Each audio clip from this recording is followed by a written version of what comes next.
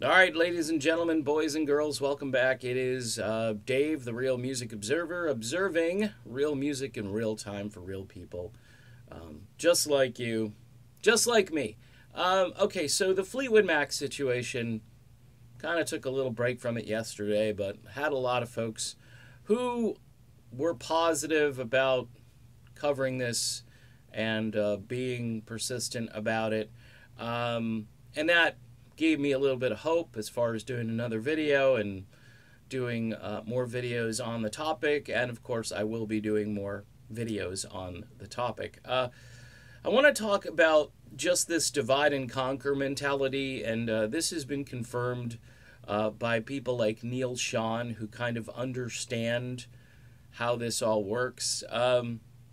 Really, from a business standpoint, this was just a way to make more money. Now, what happens is Fleetwood Mac obviously has a void, which is Lindsey Buckingham.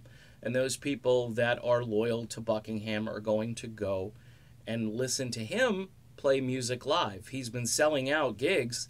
Now, he's not doing stadiums, but he's doing, mid-size amphitheaters and things like that, and he's doing quite well with that. Whereas the other band, apparently, is also doing fairly well as far as ticket sales. I'm not saying they're outselling what they did when Buckingham was in the group, but I've covered this before, how the promotional machine kicks in depending on what city they're in. They're getting all kinds of puff piece type articles written, Fresh Energy and all this stuff. Neil Finn, greatest song ever recorded with Crowded House.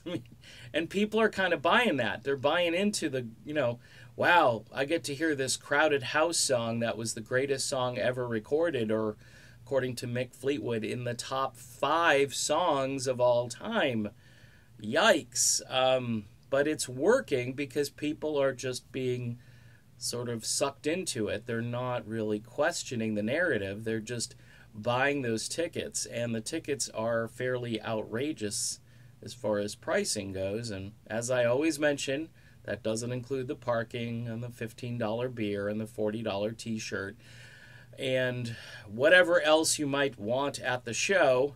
And of course, the privilege of printing your tickets, there's a fee added to that service as well. On the other end, you've got Lindsey Buckingham out there. By the way, Lindsey Buckingham is being supported by Live Nation. And unfortunately, this is sort of the only game in town when you've got a name like Lindsey Buckingham. There are other management companies, but I imagine the phone call he received, on the back end of it, there was kind of like a, hey, but I'll help you out with, logistics and getting your own tour going. And that was probably used as some type of way to placate Lindsey Buckingham to make him feel like he wasn't getting the shaft, even though we all know he got the shaft. And there's no way around it. But here you've got two bands, two artists out on the road, competing against one another, so to speak. And Mick Fleetwood talked about this in interviews. He hoped that Lindsey wouldn't be in the same city and so forth.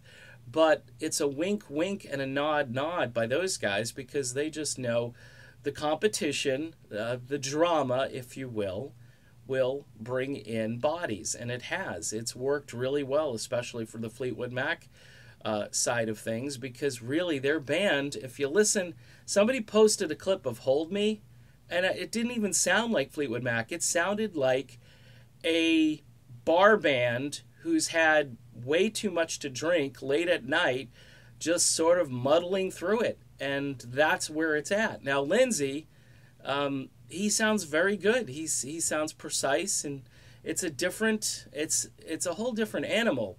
And but it's working as far as creating buzz.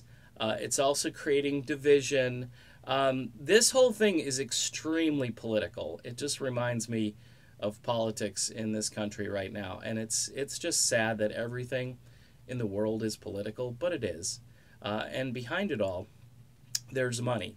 There's like lobbyists, in Washington. There are lobbyists behind the scenes here doing the same type of things, just in different ways, lobbying for their artists and spending money and making all kinds of promises if they do what the lobbyists say they ought to do. So there you go. More perspective. I know people are, the comments on these videos, by the way, some of the comments are ridiculous because this is what I do. I just put videos out. And I'm not saying you can't make comments, but it's like, if you really hate something so much, why are you watching it? Just a question. All right, done. See you soon.